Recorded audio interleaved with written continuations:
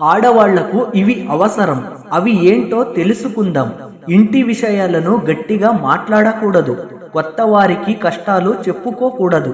పరిచయం లేని వారిని సహాయం కోరకూడదు.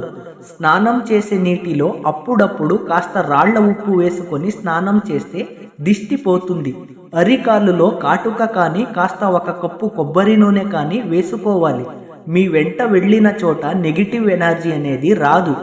కుటుంబ సభ్యుల దగ్గర ఎటువంటి దాపరికం ఉండకూడదు. అతి చెనువు మంచిది కాదు. మొండి ధైర్యం మొదటికే మోసం. ఉదయం లేవగానే 21 సార్లు గం గణపతయే నమః అని తలుచుకొని పడక దిగాలి. నిత్యం రాత్రివేళ హనుమాన్ చాలీసా కానీ లేదా 11 సార్లు ఓం నమః శివాయ అని తలుచుకొని నిద్రపోతే చాలా మంచిది.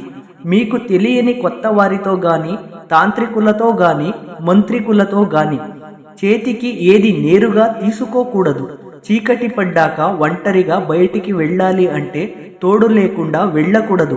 నిర్మానుష్యంగా ఉన్న ప్రాంతంలో ఒంటరిగా పగలు కూడా వెళ్ళకూడదు. ముఖ్యంగా వెంట్రుకలు విరబూసుకొని తిరగరాదు.